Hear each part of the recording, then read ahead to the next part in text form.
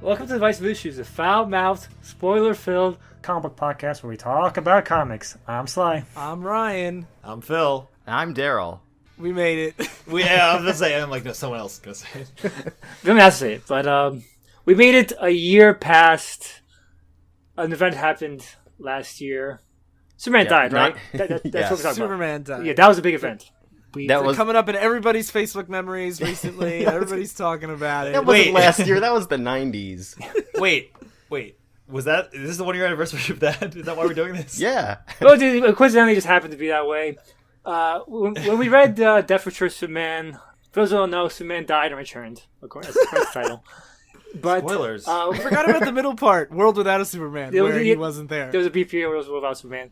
But the part that's important to what we're talking about today is during the return of Superman, one of the bad guys of that story arc, Mongol helped destroy Coast City along with the evil cyborg Superman. And Coast City is basically Green Lantern's home turf. So yeah, it was a big, like we pointed out, that it's insane that this many people died in one big event. Like, yeah, millions of people died in one big explosion. It's basically the DC LA. Yeah. And it's like, there's a big trend of the 90s where, multiple trends of the 90s. One, the trend where every hero has to die or go away for some time and come back more 90s and edgier.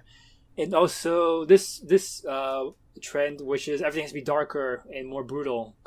And as we'll see in this episode, things still get more darker and brutal, starting a new trend that we call fridging. But we'll get to that. It's pretty radical, dude. Pretty radical, yo! But... so yeah, we're in Legacyvember or whatever we're fucking calling it. Also, Superman has a mullet, so you know things are good. We should call it Kill Me November. Yeah. Somebody kill me November. Yeah. So I do want to say that this was an interesting read for me because I didn't know what it was about before, and then as I was reading, I kept having these flashbacks. I'm like, that's what Ryan was going on about in college those many years ago. Like, all those things you were talking about, I'm like, this is that thing. Oh, the fridging. Yeah. Everyone's gonna die. Yeah, I wanted to read this story just like Death and Return of Superman for a while because I think it's an interesting concept. I wanted to see how it was executed, especially because Ryan literally executed. But this is not Legacy November. It's Thanksgiving because we have to be thankful for our heroes or else they'll go away. Get it right. You're right. So I just want to point out that the part that I was ranting and raving about was not the fridging, but the first part we're going to talk about, which is called Emerald Twilight. So this story is broken into two sections, Emerald Twilight and A New Dawn. A New Dawn is where the fridge happens. So are we ready to jump in? Of course. Yes. Yeah. I'm going to break your heart, though, Ryan. I just in advance. That's fine. Okay. You can bring my heart anytime you want, Phil. Yeah. Is this related to the podcast, or are you just gonna? I can't comment. Okay. Oh, all right. God. Phil needs to talk later. Just send me a text. So it's where this is going to be Green Lantern Volume 3, issues 48 through whatever, 55 and 0. And issue 48 starts with Hal Jordan, Green Lantern, in the ruins of Coast City in the wake of the destruction.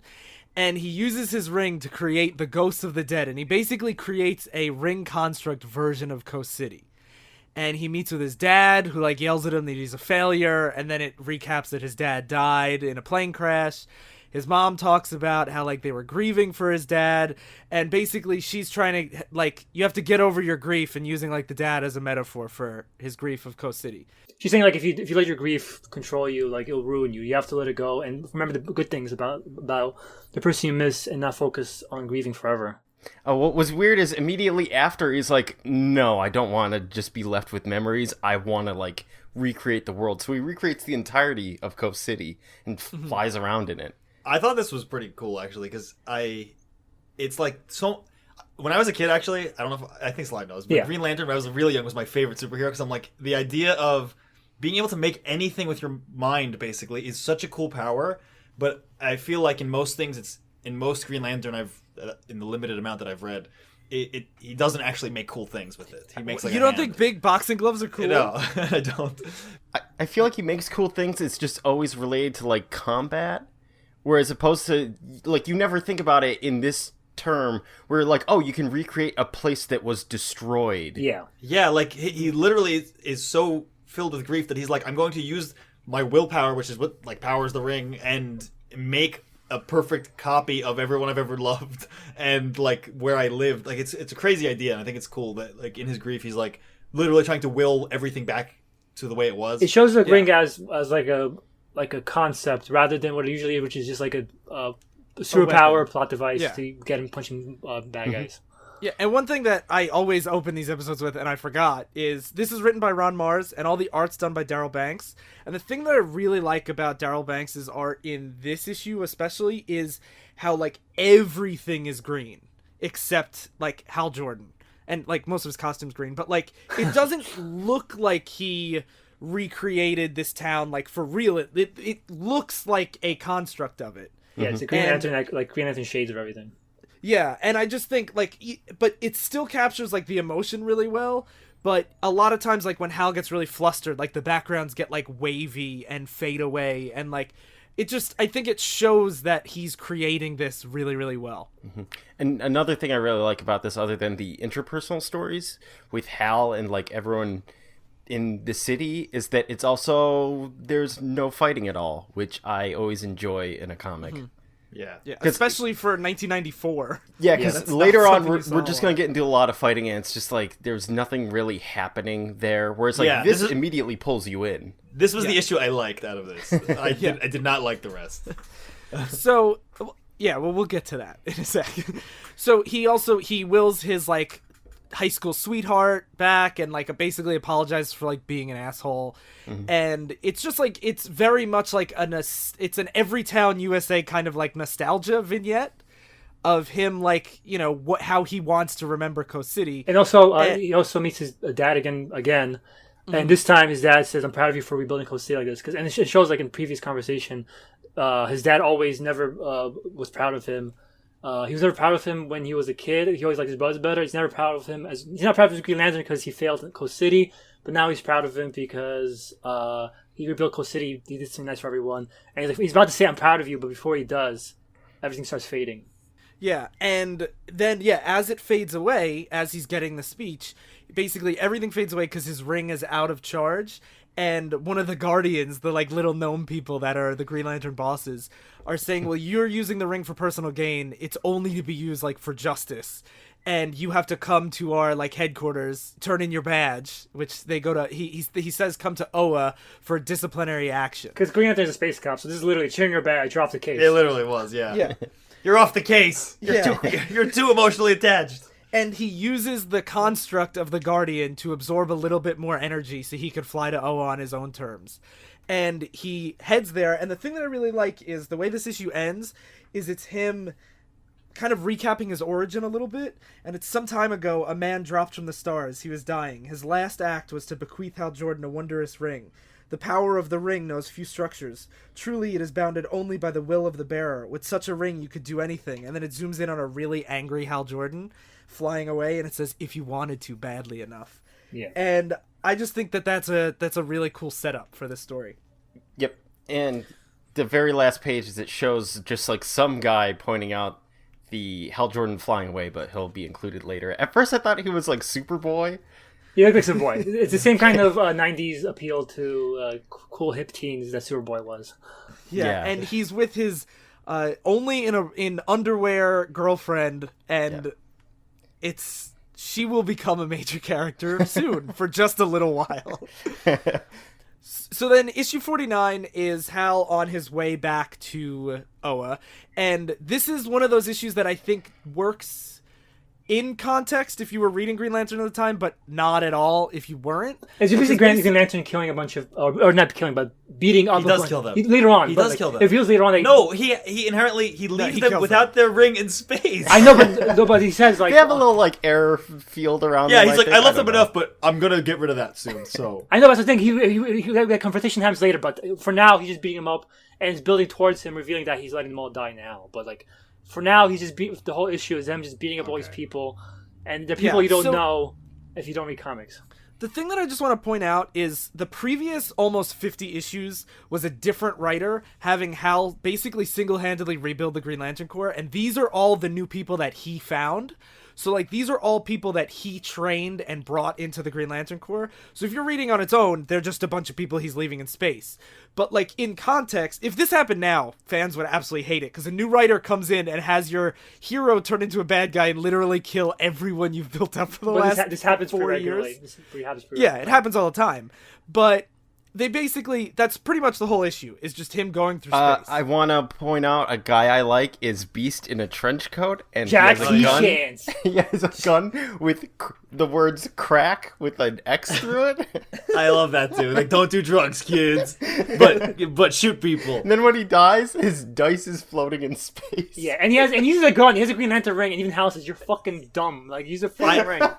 What I couldn't, like, I know I'm always a stickler. I'm like, how does this work? Like, it doesn't make sense. But this really didn't make sense to me. Like, they send. I know the emotional side of it is like you're supposed to see him fighting all his old friends, but like on the practical side, I'm like, why do the Green Lanterns fight him one-on-one? Yeah, it makes no And sense. and how does he beat them? Because basically the action in this is so shitty that it's just like green He everywhere. has more will.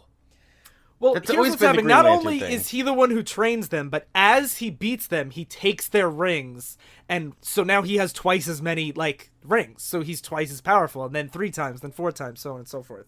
And the cover of this issue, by the way, is him with all the rings, and I think it's a pretty cool, iconic cover with Yeah, Hal looking I like evil it. with the rings in his hands, like, ha, I And got all the rings. I think the way I took it is they're not all attacking him at once. It's him going to space, and they're trying to catch up and stop him one by one. But like, if they were like, it shows how dumb the Guardians are, because if they had a large enough force, he would have had no chance, especially in the beginning. 'Cause I thought there were like thousands of Green Lanterns, but he just like kills. no, like, at this a few- point, there's only like 10. I also think they do explain that some of them are on missions, by the way. Like, Yeah. it's just reserve forces. I just it was like hard for me to buy that he was beating them all because like, you know, I know one of the problems writers I think have with a power like this is like, what do you do when you can do anything with it? But like, it seemed like a lot of the fights were just like it didn't have to be Green Lantern. It could have just been like Dragon Ball Z or something Yeah. where they just beamed at each other and the non-Hal guy would be floating in space knocked out. Where it's like I didn't buy that. You could like, if it was a better written story, it'd be much more effective, because like you have this scenario where Hal is in full rage flying towards Oa, and like if Oa actually if it was actually seems like an insurmountable obstacle, like a whole army of Green Lanterns were facing the him, thing is and then that he there found a way wasn't to a core, outsmart all of them. And I don't think that's a fault of the writing. I think that's a fault of the continuity. Okay, so- because but let's there's say- not a lot. This is all well, they the all Green find one by Lanterns one. there is. Like Tomoe comes later, Killua comes later. They all. Oh, it's Tomar 2. Okay, Well, Tomar okay. died in Crisis on Infinite. Let's say Fly. that they even isn't an insurmountable force though. It's like if they showed like as their constructs hit each other, his was like giant and a raging bull because of his anger or something. Like Yeah. it didn't even seem like his will was being translated into power. It was I think just that's like fair. Yeah. they shoot green at each other and then always Hal loses. And I guess in the back of my mind, I'm like, okay, he has more rings, but it didn't feel like he actually deserved to win those fights. It was just like he has to. There's no satisfying writing or visceral satisfaction coming from the fights. They're just Yeah, if you- I think that's fair.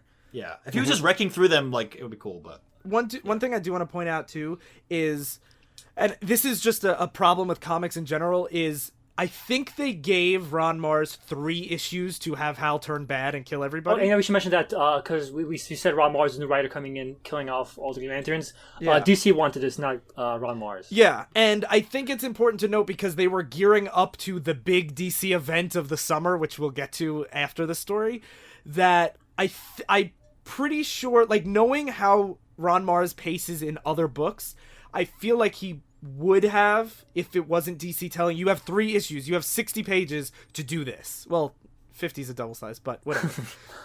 But I do think all your criticisms are totally fair, but I think it relies too much on you, like, knowing that, like, oh, he trained all these people, and like that, like, the emotion isn't prevalent in this issue. This was made to be a quick finale to Hal. It wasn't meant to, like, just to get it over and done with. It wasn't given the time to breathe or Yeah, or absolutely. anything. So when he gets there, Kilowog, who's like Hal's like best friend, his like, you know, his buddy in the cop, like his buddy cop, you know, Hal beats him and leaves him on the surface of Oa, and this is when the Guardians take drastic action and they resurrect Hal's nemesis, Sinestro, who was formerly dead.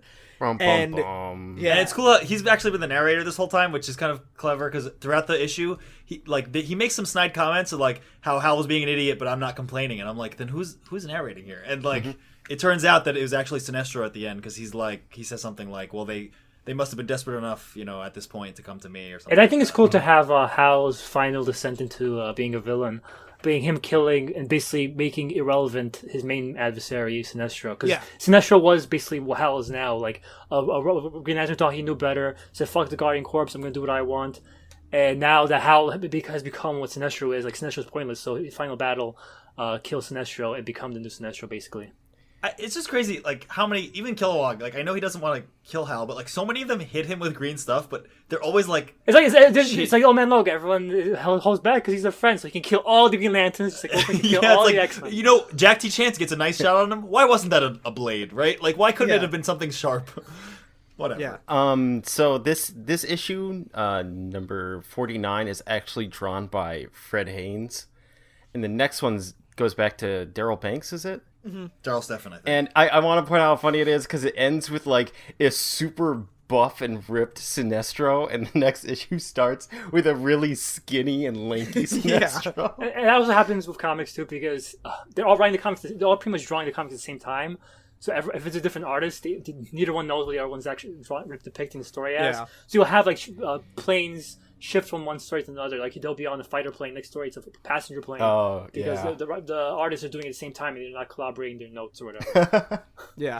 That's unfortunate. As everybody alluded to, Hal and Sinestro fight, and he takes off all the rings but one, and he's like, let's do this, man. I love that. 1v1 me. And Sinestro tricks him, just like, take off your rings unless you're a pussy. And he's like, I have to. I like that it's the kind of flip, because you'd see that sometimes with like a villain where you're trying to goad him into dueling you one-on-one, and this time it's the villain goading the super all-powerful main character or protagonist. Yeah. And it's played very, like, I know Phil was joking, but it's played very macho. Like, it is really like that old Western man-on-man, like, machismo fight. He's like, even if you kill me, aren't you going to think for the rest of your life, could I have done it without 10 rings? But Darryl pointed out there is an inversion, and Sinestro points out, like, isn't it funny that in our final hour, I'm the good guy trying to save all, and you're trying to destroy it? Like, isn't this ironic? And it's a nice, interesting twist. And Hal's response is, you know what, screw you, and he snaps his neck and leaves him dead. And the thing that I really like about this whole scene of him killing Sinestro is Sinestro's still, like, being snide, and mid-sentence, Hal cracks his neck, and then just whispers, damn you. And you see him walking towards the central power battery, which is what powers all the rings, and you see him, like, fading into the background of the panel while it's still in focus up front is Sinestro's just, like, dead head. And it's just, I think Darryl Banks does a really good job in this book. Yeah, his episode 2. No, his dead head, like the Grateful Dead fan. Yeah. Yeah. Oh, and then, even worse. Before he gets to the power battery, Kilowog gets up and, like, starts to fight him, and he's just, like, punching him, and Hal turns and just decimates him and turns him into, like, a skeleton. But before that, this is when Kilowog says, like, all these Green Lanterns are floating out in space. Like, if you destroy the battery, they're definitely dead for sure. And the people that are currently losing the rings right now, they're definitely dead. So all the people are going to die because of this. So, and Hal's like, fuck it, I'm going to kill everyone. I really like that Kilowog says to Hal as he's fighting him, he says, I know what it's like to lose your home, the folks you love, but it is an excuse for what you're doing. The power ain't yours, not for this thing. And I really like that, because with Sinestro doing it, sometimes I can feel like I don't get into when a bad guy's like, aren't you evil too? It's like, you've been killing people forever. Whereas Batman, are you really going to do that? Yeah, like Joker... I can buy Sinestro doing it more than most films because Sinestro finds the irony. Like he's laughing about it, saying, you see now you're where I was. Isn't it funny that like he's finding it is literally the hero becomes as bad as the villain, and the villain's finding amusement in it, like that he's being called to save everyone from the hero. I find so much more value though in like Kilowog doing it because he's like, I have lost people, but I haven't descended to where you are. It's like, you need to be better than this. And Hal's like, no, I do not want to be better than this. Yeah. And that's the thing that I really like about the story is you didn't have to pick. Like, Ron Marz did both of them, and I think he did both of them really well. Like, having the villain give him, like, this holier-than-thou speech, and then a hero be like, everything Darryl said. So then he leaves Kilowog's skeleton behind, and you see That was how pretty like, brutal, by the way. Like, Yeah. it's the first time in the book where you do see him literally killing one of his friends. Because, like I said, like Sly was saying before, like he doesn't. You don't see him explicitly killing those people, even though you know he is. Like, when you see Kilowog's ribs, like his charred exposed. green, like burnt skeleton. Yeah. It's like, Jesus, man, you really went far. After he kills Kilowog, he takes off his Green Lantern ring, crying, and throws it, and he says, "I don't deserve this anymore." And then he yells at the Guardians that, like, how dare you not let me take my life back? Like, this is your fault. Look what you made me do, kind of thing. And they say, like, the ring can never used to be changed what has been. And he says, I don't give a fuck. I want to change it. No matter. Like, it's a very, like, I'm not giving an argument. I'm just, like, I'm doing what I want. Fuck all of you. Yeah. Like, pretty much, like, I don't give a fuck. What can these guys do? Because I was confused about who, like, what they were supposed to be like. Are they kind of like the Marvel's Watcher where they just look at things? Kind of, yeah. No, but they hire the cops to That's do true. things. But it's just They hire weird the that when cops. he's walking through, they're like, well, we can't do anything about this, when they're the ones that, like, look over the lantern? It's... Guardians are dumb characters. I don't know. Okay. But I think that is a very fair critique. Like, they're supposed to be super powerful, but, like, they just can't do anything. I don't know. Oh, I thought they were just like they weren't powered, but they were like wise enough to pick lanterns or something. I think They're supposed to have power. I think they, at this point, I mean, they charge their energy and zap it into another guy. Whose still only power is to fly. Like, it's Yeah, I think that they were given more power, like, later on when they came back from the dead, like, a decade later. I think at this point they were kind of like the Watcher. It makes more sense that they weren't that powerful because they do the Green Lantern. Their whole thing was to keep hiring different police forces, and like each one's always fail, and they have to get new forces. So I don't think they're that powerful. And even here, like Phil says, even when they give all the power to one of them, Ganfit, he's like the more rebellious one, saying maybe we should do something. When they give him all the power, I like that the rebellious one is maybe we should do something. but even when they give him all the power, it's not like he's bends reality. All he does is fly back to Earth and give another guy a ring. Yeah. So Ganthet basically like flies away, and Hal goes into the central power battery, and it explodes, and it kills all the Guardians except Ganthet. And then this is where we see Hal's cool new costume. He's Parallax. I always thought it was really cool. Like I think so too. I thought it was, but at the same time, I'm like, you come out of with all the power of the Green Lantern Corps, and like your thought is just like, I'm gonna give myself cool like armor, and that's it. cool '90s armor. Wouldn't you just become like a giant energy being or something? Yeah, that would be cool. Yeah. I feel like you're thinking too, like, modernist. Yeah. This is still back in the day of, like, he has to be, like, ripped and have a metal suit. I'm thinking like, what is a form? What does the physical form mean anyway? And then the thing that I like about this is he comes out and he sees like the dead Guardian bodies everywhere, and in a fit of rage he goes back to his ring and stomps on it and breaks it, and then he flies away. And this is when Ganthet grabs like the pieces, reforms it into one ring, and then goes he flies to Earth, and he goes to like the back alley of some punk club and finds some kid in a Nine Inch Nails t-shirt, and he's like, you'll have to do, I guess, because this is all I have the power for. Yeah. And he just gives him the ring. And I know, Sly, you really like this, right? That it's just like some guy. This is my favorite Green Lantern. You like Kyle Rayner a lot?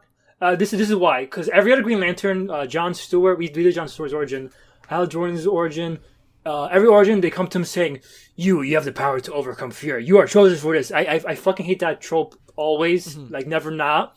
Kyle was like, this world exploded, all this horrible shit happened. He flies out to Earth. You will have to do. Kyle is the first one to have to earn being a Green Lantern, and that's why he's always my favorite.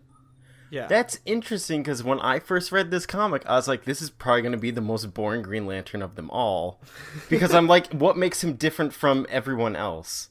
Well, the fact that he's the only one that actually had to earn it and be a guy who didn't deserve it at all. I hadn't thought of that. It's just, it's tough because maybe this is like the SJW and me talking, where I kind of get like miffed that there's not a great diversity between a lot of characters, where it just goes to like another like very similar to like a young Hal, like a scrappy, They tried to make playful lad. Kyle like half Latino at one point, and it was just weird. Fun fact, Ron Marz actually wanted Kyle Rayner to be a girl. DC rejected it, saying the world's not ready for a female Green Lantern in 1990. That's too crazy. Yeah.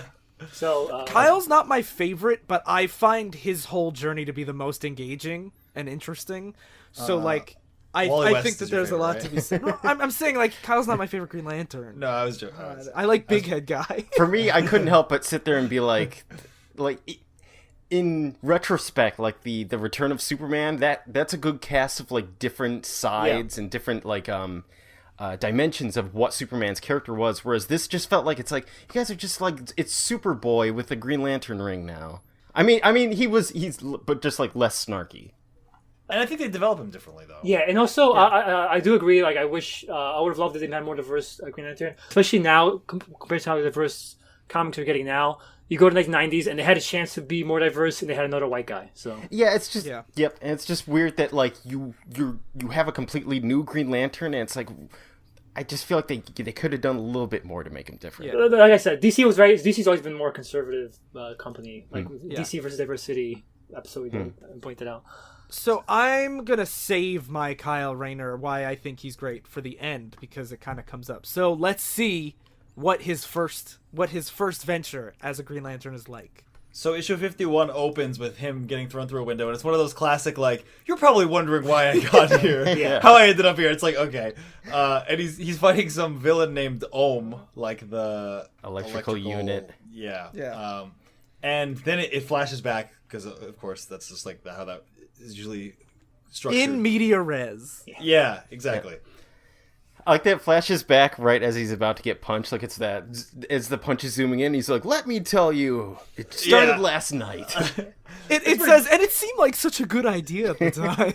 Yeah, it's actually pretty funny. And like it's him with his girlfriend or his ex-girlfriend Alex, and he's like, "Hey babe, I gotta show you something." And she's like, "You're a deadbeat. Please leave me alone." And he's like, "I'm Green Lantern now."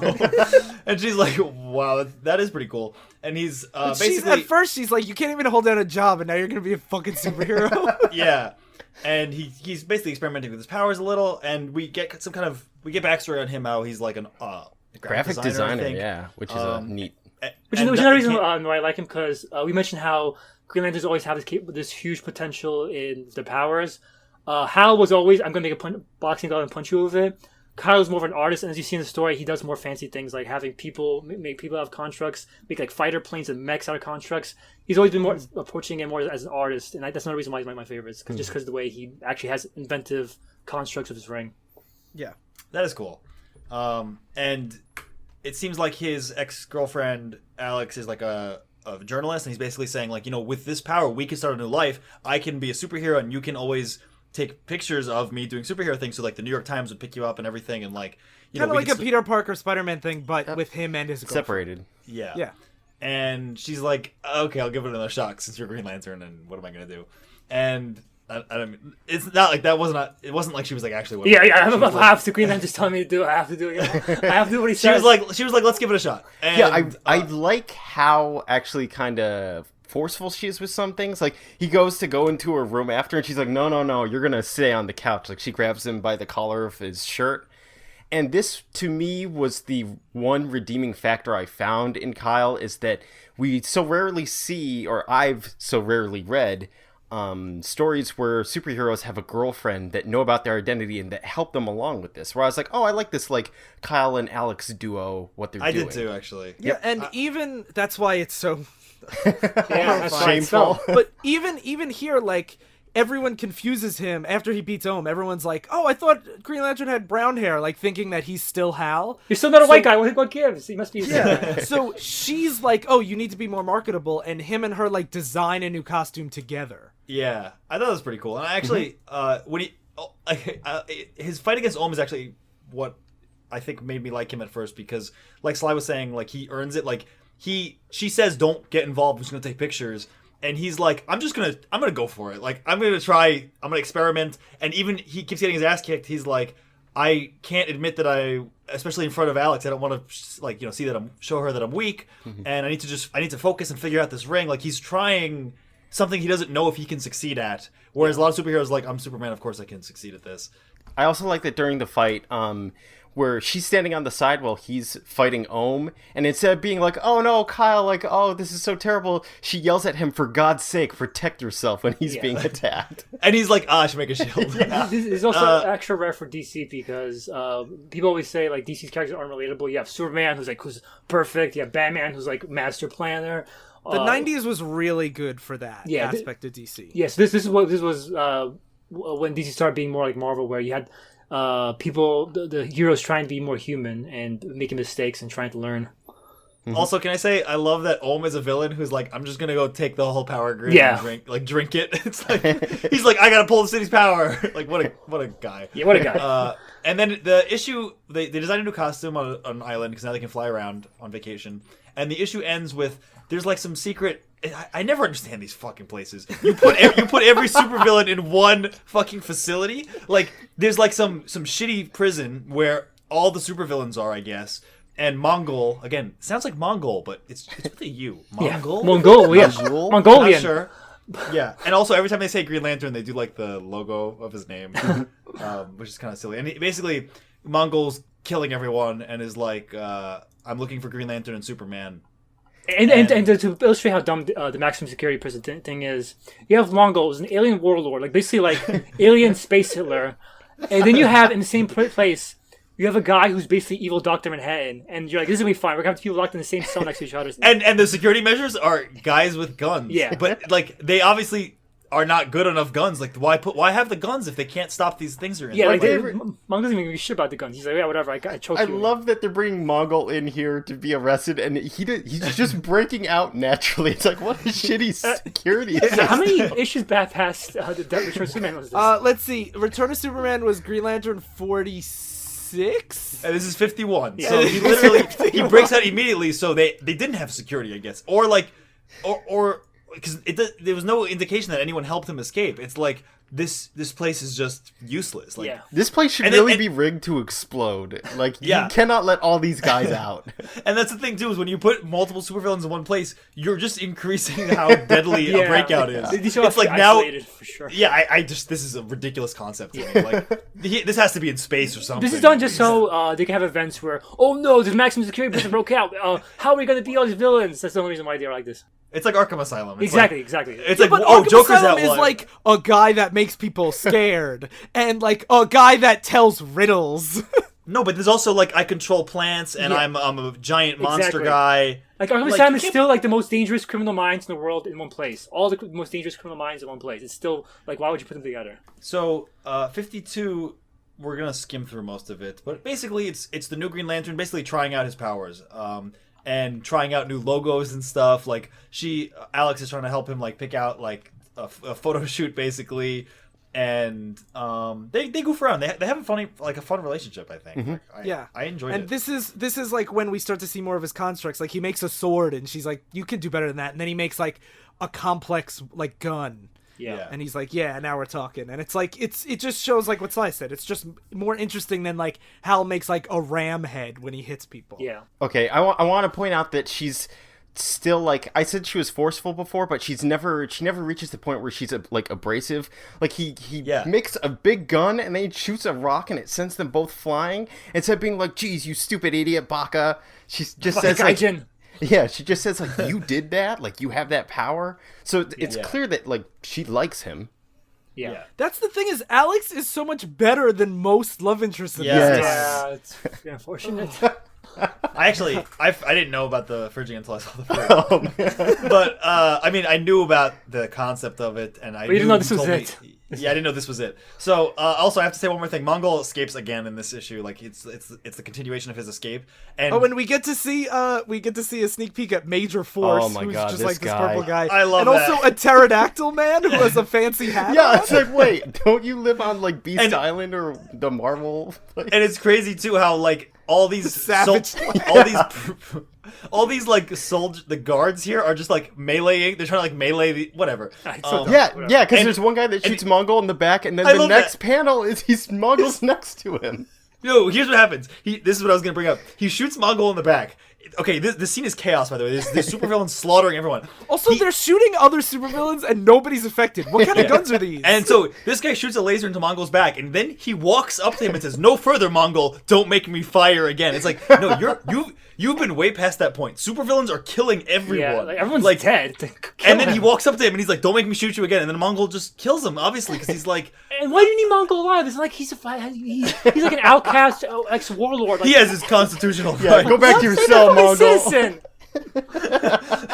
He's not even... He's an enemy combatant. But anyway, the reason this guy had to do this was so Mongo could take his jetpack. But he's like, "Have you seen Green Lantern?" And he's like, "Oh yeah, I have."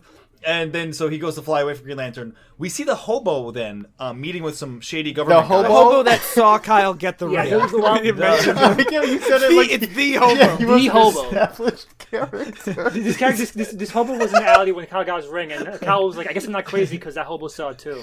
I thought we mentioned that before. The Batman, the yeah. Superman, the Hobo. So this Hobo who saw, yes, as Sly said, Kyle Rayner get his ring, is meeting with some shady government officials. I hate this scene. And Me too. he's like, "Hey, I got some like green rock that was there when this blue man gave this ring over." Why are you guys blue to white, not green? That always confused me. Like, this blue man gave me a green ring, and he gave me a green rock. Why is he not green?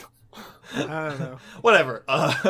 And then this government guy's like, Oh my god. Okay, so this whole government meeting is in a dark, like blinds closed kind of room where everything is super shady. And then the hobo's like, "Hey, can I get a reward?" And they're like, "Yes, give him what he deserves." And he's like smiling. And then, okay, as if it wasn't subtle enough, the like scary looking grumpy security guard drags the hobo away, and he looks back at the government guy, and he does the line over the neck like yeah. motion. And he's like, "He'll take care of you, and you'll get everything that's coming to you." And then he doesn't kill him, he stabs him with a knife a bunch of times. The amount of effort you go through fucking disposing the body and whatever, wouldn't it be easier just to give him fucking like $50 for lunch? Like, yes, and that's why I find it so. This is again. I know I always get hung up on these like why this doesn't make sense, but like it really they always want to make people be so villainous, but in reality it's not actually like worth Yeah. it. It is a valid concern. Like this is like cliche shitty writing when you have villains. Yeah, you're trying to show how shitty and evil the government is when like it's not. They're also incompetent then because like it's more work and it's stupid. And like think about if you had to kill somebody to dispose of the body, like first you're gonna like use a sword so you get blood everywhere. And like, it's what? It's in a world where aliens are everywhere, and some hobo gives you a green rock, and you're like, he has to die. He knows too Yeah. much. Yeah, no one will believe this about a green rock. Maybe they killed him because he was the hobo. They're like, finally, we have him. The hobo in our midst. So basically, Oh, that's his weakness, is a knife. basically, they're on this island now, Green Lantern and Alex, and they're like, "Hey, look, I can do the green motorcycle," or whatever. And Mongol shows up and just smashes him into the ground. I don't understand how he can survive that. Like, does he already know about shielding himself with the green Well, the energy? ring automatically creates a force field around it. Okay. Yeah. Oh, that makes sense, because like you're willing yourself not to be killed. Yeah. So it shields you. So Mongol starts kicking the shit out of Kyle. out of Kyle, and Alex is like, "You leave him alone," and then Kyle's like, I'm gonna tango with this guy, and trying with like some new powers, and he's like, "I've been waiting to kill you," and he's like, "I don't even fucking know you," and then Alex keeps saying that too. He's like, he's not the guy you were looking for, and he's like, "You've changed your costume, but it must still be you because you're still a white guy at 5'10", brown hair." Like, You still look like a generic DC hero. You have to be. Yeah. yeah, and then Because he's about to kill him, and then Superman flies in and punches him in the he's face. like, "I am the killer of Green Lantern because no one will possibly save him," or something. And this is when the big reveal happens. That Kyle's ring, for some reason, is no longer weak to yellow. Because in Return of Superman, like they mentioned, like Hal says, "I can't. He would kill Mongol if he could, but he can't have the ring because he's yellow." And it's a very dumb weakness that the Green Lanterns have. And it's never come back. Like, this is when it was gone, and it is still gone. Oh. You know, for some reason, when I was a kid, I thought that was cool, and now I'm like, how could I have ever thought that yellow as a weakness could be cool? They do explain that. They do explain it. Don't even slide. no, slide. no, I want to hear this. I do like the interesting. I don't know if it works completely, but I do like they trying so hard to make this work. Yellow is the color of fear, so Green Lantern has to overcome fear. And the reason why there's a weakness to yellow is I think it was because Sinestro was in the power battery, and now that Sinestro's dead. This is a worse explanation than anything. Like, you might as well say it's inherently like, oh, it's just that green is the refracts yellow light or something. Well, what they do is they build up that like green is the color of will, like that's like the willpower, and they build up an emotional spectrum where every color is like the harnessed power of one different. Like, and they all emotion. counteract each other. Like different ones counter the other one. And they all counteract each other, so they all have like strengths and weaknesses. Like blue is hope, and you can't do anything with a blue ring without a Green Lantern ring around because like hope without will does nothing. And like there's all these things that it's one of those things that is slowly built up over like a decade-long run that it's really dumb when you're just like, here's this one factoid. Like it's one of those comics that works in context but not out of context. It's like the elemental wheel. Exactly. It pretty much is elemental wheel. Both motions, exactly. Emotions instead. All right, so this issue, all they do is Superman and Green Lantern fight Mongol, and it's just a lot of them fighting, and Kyle proving like his worth, that he can tango with the big baddie, but he still needs like Superman to help him, and then he beats him by making a train run into Mongol, and on the side awesome. it says Poon style, Siberian Express, motherfucker. It says Slam Track, which that's pretty good. I really approve of. And then afterwards, Superman's like, where's the other Green Lantern? And Kyle's like, I have no idea. Like, this just happened to me. So then Superman takes Mongol away, and then it cuts back to the shadowy government organization, and they're hiring someone that's, strangely purple, and it's Major Force. And to, like, prove that he's Major Force, the guard just, like, pulls out a gun and shoots him in the head, and they're like, oh, I guess you are Major Force. I know, that is the funniest shit to me in the world. They're like, test him. And the test is shoot him in the head. Like, imagine if that... Major Force. Oops. Yeah, like, imagine, like, what, so he fails the test, you just shoot him? It's like throw a woman in the river if you think she's a witch, and if she sinks, then she's not a witch. Yeah. So she's innocent but also dead. Yeah. And then he just breaks the hand of the guard that's holding the gun. So it's like, this government's inept. and they contract this out to someone who just escaped from one of their maximum security prisons. To be fair, no, not to be fair. This is still stupid. But so Major Force, to give some backstory on him. He's basically evil Captain Dr. Manhattan. The DC version of Dr. Manhattan was just like Rorschach was a reimagining of the Question. Dr. Manhattan was a reimagining of Captain Atom, and just like the Question continued after Watchmen, Captain Atom continued after Watchmen 2, and basically the government was like Watchmen 2. God damn it! And basically after Watchmen. They restarted Captain Atom like they restarted Question, and what they had was since Captain Atom, Dr. Manhattan was created by accident, the government said we want to create our own Captain Atom, and Major Force was their version of that. I haven't read a lot of Major Force, but what a stupid fucking name that is. But it makes sense. Like if the government made a superhero, they'll give him a dumb name like that. Like that's true. That is true. Like, outside the context, it seems dumb, but if you know, Captain America is kind of a dumb name. Yeah, like they're all really dumb. And like if George W. Bush had superhero, he would call him something stupid too. Like most of patriotic people have dumb names. That's how it is. Yeah. So basically, they're hiring him to go kill Green Lantern through Alex because she's the one who published all the pictures of him. So obviously, she knows him. Mm-hmm. So the next issue, and this is where shit gets real. Kyle brings Alex back from like a date, and then they kiss, and it's clear that like they're both getting back together since they're having a good time flying around the world as Green Lantern and I find it kind of funny that he's just like, whatever, like I'm Green Lantern, I'm with this girl, like no need to hide it. And then because like think about if you were like an early 20s guy, like just kind of like this deadbeat guy who can't hold a job, and all of a sudden they're like, you're a superhero now, you have a ring that could do anything. That's what I would do. I would just like, we're go going hang on a out date everywhere. to fucking Bali today. So they sleep together, and while this is happening on a plane to there, Major Force is basically he just beats up everyone that he's with, like it's to show how cool he must is. be very lonely and insecure.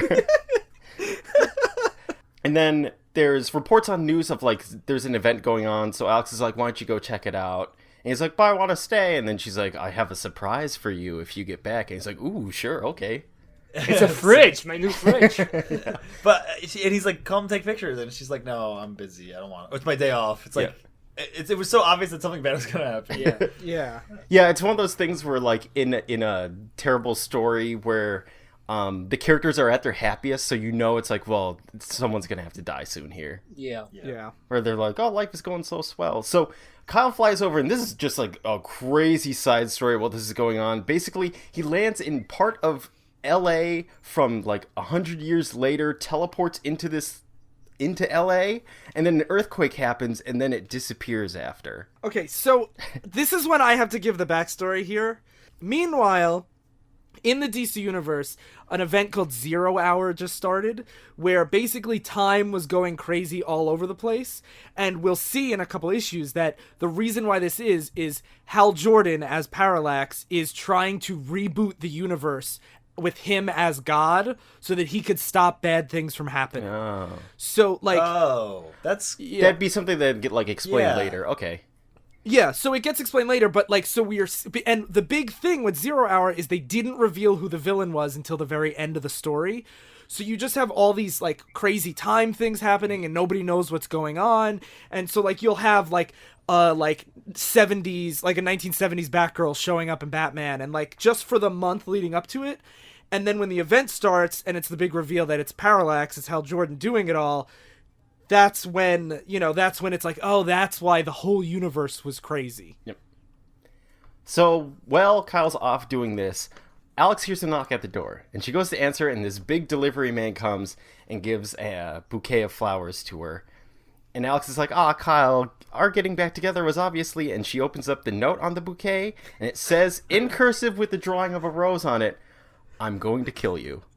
Yeah, why?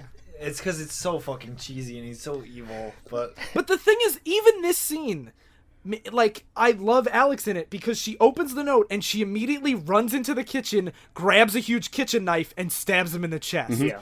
Like, the knife just breaks because he's Major Force. But, like... God damn. But, like... Why do this? Because she's good. She's a good character. I mean, I can understand trying to promote, like, we want to, like, throw something dark and twisted in there. My problem with, like, the I'm going to kill you is it makes light of, she's about to be strangled to death. And it makes light of that happening while Major Force is, like, smiling and laughing and strangling her. And he's like, too bad, I guess you're just expendable to me. And on top of adding a dark element, I do believe, because Alex has been pushing Kyle to be more responsible and using the ring more effectively this whole time. So this is basically now Kyle has to learn how to be Green Lantern on his own and learn how to accept responsibility by himself. So, like, this is, like, the last vestiges of any support. This is Obi-Wan Kenobi. Yeah, exactly. Yeah. But the thing is, like... But she wasn't like a mentor. She was like a support, like a partner. Yeah, partner. And it doesn't have to be so brutal. Yeah, it's really brutal. That's the thing, is, like, you're watching it and, like, Major Force is, like, getting off on this. And he like, always has a shit-eating grin as he does, Yeah. as he breaks that guy's hand, as he beats up the guy on the plane, as he gets shot in the head earlier. He's just like smiling, like. And even while he's strangling her, he's like, "Tell me where Green Lantern is." And she's like, "I don't even know what you're talking about." Like, she stays resolute the entire time. That's why he kills her, because And like, then you're not going to tell me anything, so you're going to die. Yeah, and then he kills her, and then he says, "I'm hungry." Yep, and that page is especially bad because it's him killing her on the top page, and then on the bottom is Kyle saving the city, and there's a woman helplessly wrapped around his leg. Like one of those, like, old posters of, like, sci-fi and stuff. So it's like, we have both, like, women getting beat up and women being helpless. I have a feeling that editorial made this happen because, like, Ron Marz was writing such a good relationship between them and, like, had Alex as an actual character. And I have a feeling that they were like, he needs to be motivated, so you have to kill her in, like, a really fucked up way. Also, editors don't like long-term relationships because that means you're going to get married, and when you're married, you can't be relatable anymore. So, yeah, and, like, I don't have any evidence from that, like, that editorial made this happen, but, like, having read so much more of Ron Marz's work since I first read the story, like, I have more faith in him than this. Ron Marz is a really good writer. This is like a weird, like, I don't know, like, it's like, if you read all those stuff, this is like a weird incongruity.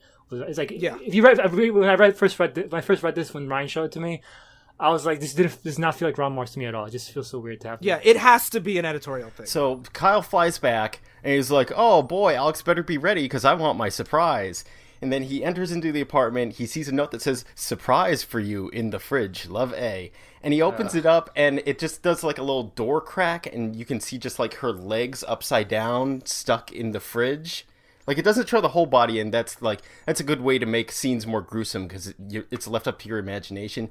And another thing where I'm like, this is actually way more twisted than I thought about, is that she has heels on, whereas before she had, like, socks on. Oh, I dressed her up. Oh, ew. Yeah, it's like, what was happening? Like, why write this story? Yeah, it was really just fucked up. And that, as soon as I saw the note, like I said before, that was like, "I have a surprise for you in the fridge," I was like, "Oh, that's what they were always talking about." I know what's in the fridge. Yeah, that's a trope that you can say to, like, a lot of people. Like, it's not just a comic book thing. Like, fridging is a term that a lot of people use, and it's from this. This is where it started. Yeah. Because I think Gail Simone ran a website that was like girlfriends getting stuffed in refrigerators or something like that. Yeah. And like that's what made the term like a trope. Mm-hmm. It didn't invent the term, but it invented the popular. It didn't invent the idea of a girl getting killed for motivate the hero, but invented that term for it. Yeah. You guys want to hear something terrible? What? There's a story way later where like every DC character that's ever died comes back from the dead, and Alex comes back in a zombie fridge. Jeez. And she pulls Hal into saying, "Come to me." She's like a fucking trap monster. Yeah, she pulls Kyle into the fridge, and he goes she's into a like mimic. zombie world. She's a mimic, exactly. Yeah. And salt on top of the wound after that is Kyle turns around, and then he sees Major Force, and he's like, "Shame, isn't it? Good-looking girl, that." And so then they start fighting, and that's like the episode ends as Kyle runs out of power for his ring, because he was trying to kill him, and then like his weapon disappears. The ring needs Green Lantern to... Yeah, because normally you would have to charge it when it runs out of energy, but because Kyle's new, he didn't know that. Yeah. So this is the first time it's They actually mentioned earlier, like Alex was like, "Does that thing run out of battery?" And he's like, "I guess not. It hasn't." Yeah. I didn't know if it charged every day or something, or you have to go to a place or... Yeah, you have to go to a place. You have to go. I have a guy for that. A guy charged my battery for me. Yeah, I mean, Ohm was getting his power from the city. Yeah. Yeah. So Major Force beats the shit out of Green Lantern now that he doesn't have his ring anymore. But then he's an idiot, and he shows him the green shard. Oh my god, yeah. And then he's like, "What is this? Do you know what this is?" And Green Lantern's like, "No, but now I can use the charge my ring. Fuck you!" And he beats the shit out of Major Force. And then this is another trope I hate. I think it did. Like, this is the thing that pissed me off. Like, at least let him fucking kill Major Force. Yeah, like, he puts him in an electrocution chair made from will. Yeah. It's kind of silly looking. Because it makes his hair stand up. at least have the visceral satisfaction of, like, after Alex dies, at least kill the guy that killed her. But no, Major Force lives on. Major Force goes on to kill more women, like, literally. He wants to kill him. I know he wants to, but they don't get, the writers don't let... It's when the writer wants the villains to play by different rules than the heroes. Yeah, the villains get saved at the last minute, so the police come and save Major Force. Okay, I see what you're saying. And what happens after this, Major Force goes on to kill another love interest. He goes to kill Guy Gardner's... I don't think he was a love interest, he was just a friend. He goes to kill a female Green Lantern. Guy Gardner's friend was a female Green Lantern. He goes and kills her after this. Then he goes and he tries to kill Guy Gardner's mom and Kyle's mom. Like, he just goes on a fucking fridging spree. And just because they fucking couldn't even give the fucking visceral satisfaction, this guy's a murderer, he should die. Just because they have to show how edgy and dark DC is now. That now murderers are protected by the government. Fuck this. I hate this shit. Yeah, I agree. But yeah. So then Major Force gets saved, and Kyle's like now pissed off that DC's shitty and won't let him at least have the visceral satisfaction of killing the guy who kills his girlfriend. So he goes back to his own apartment, and Alan Scott, the original Green Lantern, before Hal... yeah, he's the Green Lantern from the 40s. Yeah, from the Golden Age. And he's in the apartment, and Kyle's like pissed off because all this shit happened. And he lashes out at Alan, but Alan like holds him back because Alan actually knows how to use his ring well. And he tells him everything that happened because Kyle doesn't know, and he explains... Yeah, he gives him a big exposition dump about, like, this is what Green Lanterns are, and this is their, space cops, and this is what Hal did, and, And he says, like, we tried to stop Hal from rewriting time, like, they reveal later, but we got our asses kicked because Kyle is now a god. So now we'll need your help because you're the last Green Lantern. Like, you're the only one who can do this. So Kyle says, like, I need some time alone, like, because I don't even know what I'm doing. Then he stops and reflects and thinks about what Alex was saying. He says, okay, I'll go and save the universe, I guess. And he goes off to fly and fight Parallax. Yeah, so this is like, we're not going to cover 0 Hour because the story itself is like, it's a mess. Yeah. But It's not winning. basically, yeah, so now it cuts ahead to issue 0. It cuts ahead to issue 0. Huh? What? Yeah. So what DC Which is like after the big fight was over. So like Hal's been defeated, but he's on Oa now with just Kyle. So we talked about reboots a little bit of Flashpoint. Basically, DC has reboots every couple of years because they want their cake and eat it too. They want to have the continuity be cleaned up, but they don't want to actually organically grow the universe. So what they do is they have these events that retcon everything. So the way they retconned Green Lantern was in every other book. Every book had issue 0, where now they explain what the new starting point is for readers. So, like, one of the things that Hal changes is, like, Batman never caught Joe Chill. Yeah. Seems like a weird thing to put in, but okay. Also, Batman is now an urban legend. I know he was a member of Justice League. I know he was a public figure for all these years, but now he's an urban legend again. Because DC decided to. I did not realize that they flashpointed themselves again, but like they back do it all the then, time. like I fucking hate it. I guess Flashpoint's 0 Hour. Yeah, the original one was Crisis. Like, they always do this. Oh, my Yeah. God. okay. Do this all the Comic time. events. It's only DC. Marvel never really does Yeah, this. Marvel just has really bad comic events. Well, DC keeps. Yeah, Marvel rebooting. just writes shitty events, but they don't fuck everything My up. favorite is when how they keep making Batman be like mysterious again. But they're Yeah. like, who's the Batman? Yeah. Basically, Marvel usually has bad events, but they have a good universe, where DC has pretty good events, but it fucks up the universe every time. So yeah, like we said, 0 Hour was Hal trying to recreate a universe. He got stopped, and after he got stopped, he got into a time warp with Kyle, and they're fighting in this time warp, and they end up on Oa after the universe is recreated. Hal tries to absorb more power from Oa, but he can't without a ring, so his powers are fading over time. Yeah, he sees Kilowog's corpse and apologizes to it. He says he can't be a hero until he figures everything. Until then, he'll be a bad guy. Basically, he did so many bad things. He picks up Kilowog's skull. Yeah. And he's holding Alas, it, poor and he's- Kilowog, I know him out. Yeah. Yeah. No, but I think this is really effective. And Even I- if it's a cliche, I think it's effective. And I like this idea that how basically he's like, everything I'm doing right now is irrelevant because once I win, I'll undo all the bad things I did. So it doesn't matter what all the bad things I do in the meantime. Like basically, like if I make the world a better place at the end, like literally, like recreate everything so no one feels pain anymore. Everyone's happy now. Nothing I do in the meantime will stop it. So It's like if you kill a bunch of people to get in a time machine to go like save, to kill Hitler. And he Yeah. even says to Kyle, like, you have to let me do this. If you don't, I'm just going to be one of the bad guys. Yeah. And he starts crying. And, like, I think this issue is really good. Yeah. And so Kyle is like, I can't really deal with all this, the guilt of being superhero anyway, because Alex died because of me. I can't deal with all this guilt. And you want to redeem yourself, so here, take my ring. And Hal says, like, I could bring Alex back. Yeah. So he gives back the ring. And I thought that was crazy because he's like, I'm convinced you're doing the right thing. But that's the thing is, why wouldn't he feel that way? Like, he's brand new, and he grew up knowing about Green Lantern, this hero. Like, that's why Kyle's so interesting, because he's not some chosen one. He's not some, like, super, super powerful, like, strong-willed guy. He's just a guy who's in over his head. And he doesn't really know what's going on, really. Like, all he knows is what Alan Scott told him, like, last minute. Like, he was in the dark this whole entire time. He's not, Yeah, imagine if you showed up to a new job and then a week later, all of a sudden, the universe was getting destroyed. I think it's kind of funny just because he gives him the ring because he's like, I feel bad for you and you're showing remorse about this.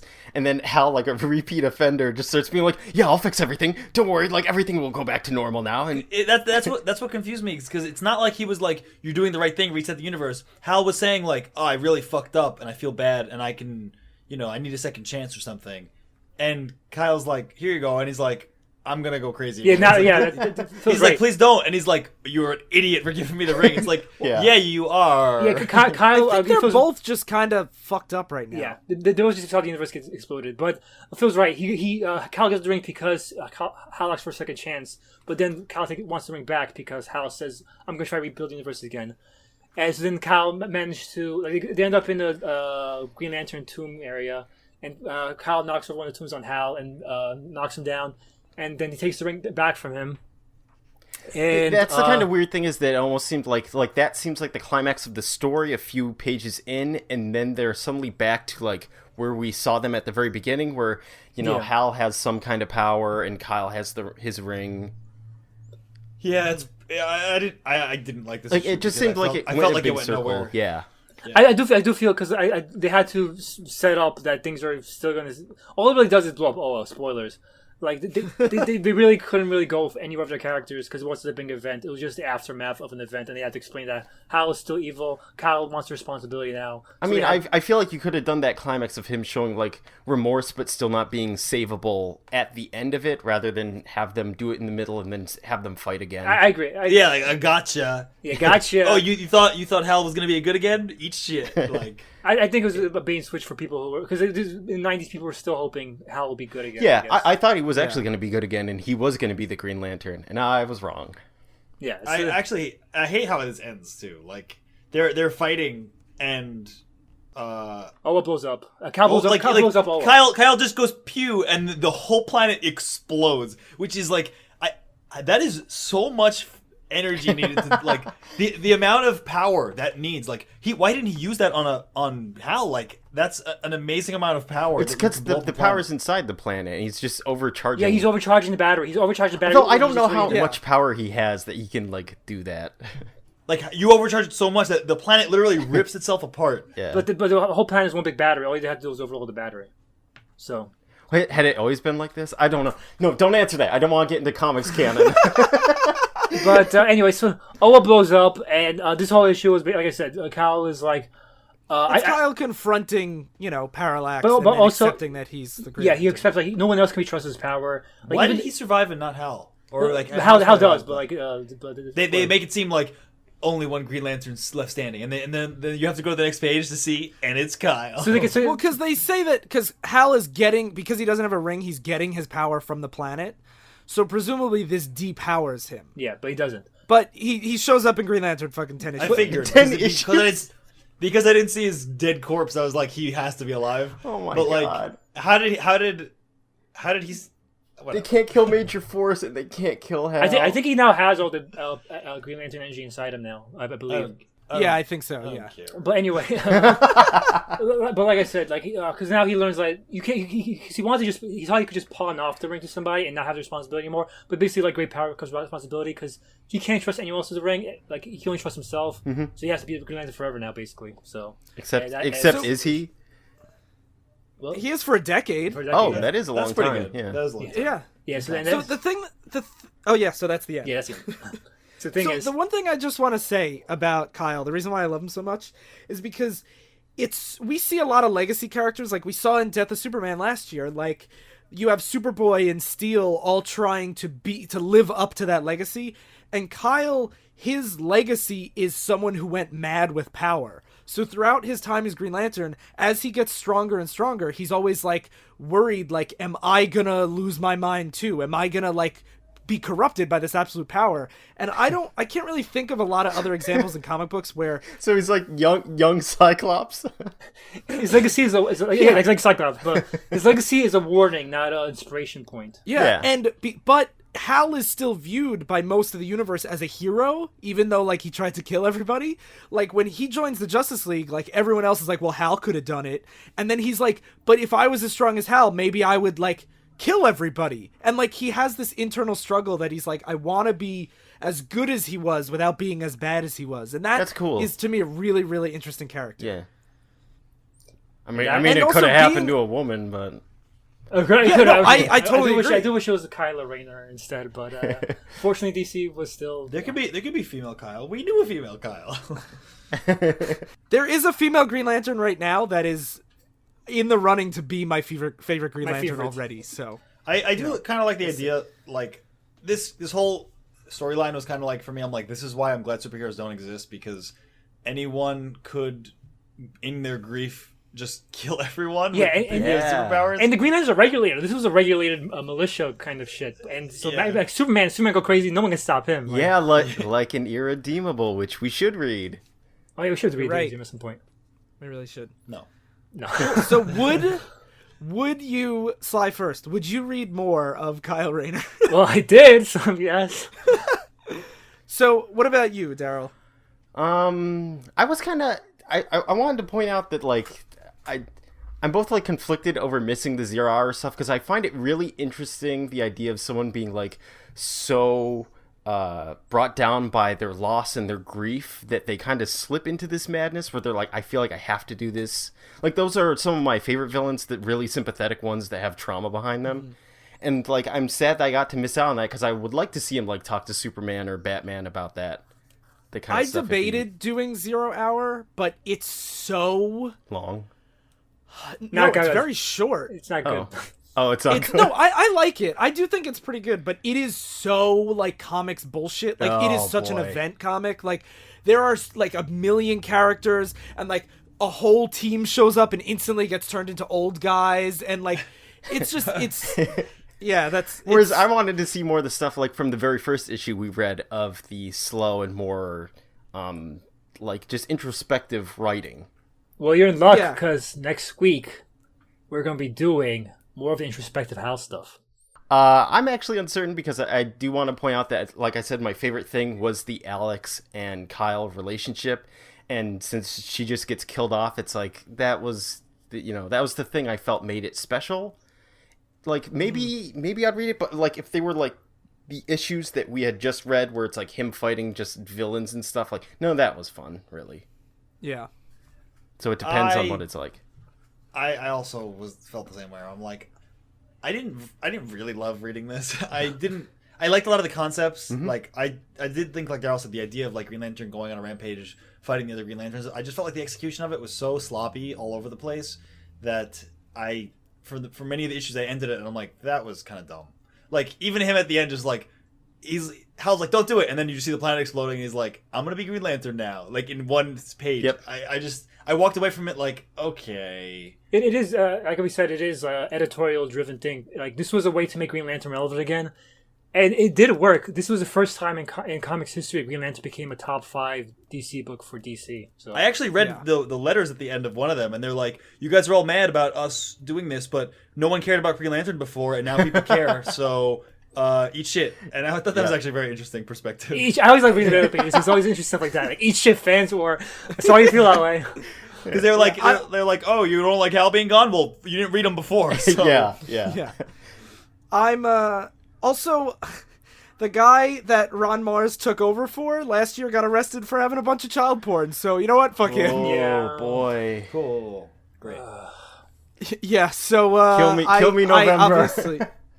I am obviously a big fan of Ron Marz and the Kyle Rayner stuff, so I definitely think it is good, despite how terrible the fridging is. But, like, it feels so... I think we covered it enough that, like, the fridging is obviously such an awful trope and is so terrible, but it doesn't... It feels like somebody made him do it. Like, it doesn't feel like it fits in with this book at all. He was a very fresh writer at this time, and, like I said, DC definitely had their tentacles for that whole entire event. Tentacles. Yeah. Cool. Anybody want to add anything else? No. Cool. So, everyone should join our Facebook group, Oops, I Talk Divisive Issues. There's been a lot of comic talk lately. Good. Also a lot of political talk, but lots of comic talk. And yeah, and it's a lot of fun, and you should check out all the other shows of the Comrade Radio Network at comraderadio.com. If you listen to the Falling in Love montage episode that came out this week, 2 days ago, my fiance Ariel and I are on it talking about Jerry Maguire. Oh, wow. Oh, you roped Ariel into it. Yeah, it was really fun. You brought him into our madness. Neither Ariel nor I had seen Jerry Maguire before the episode. Well, I mean, like, we saw it right before the episode. Podcasting is a dangerous profession, Ryan. Do you want to get fridged? Oh my god, Major Sly. Major. Do you want to get fridged? Because I can make that happen. Okay, enough of this.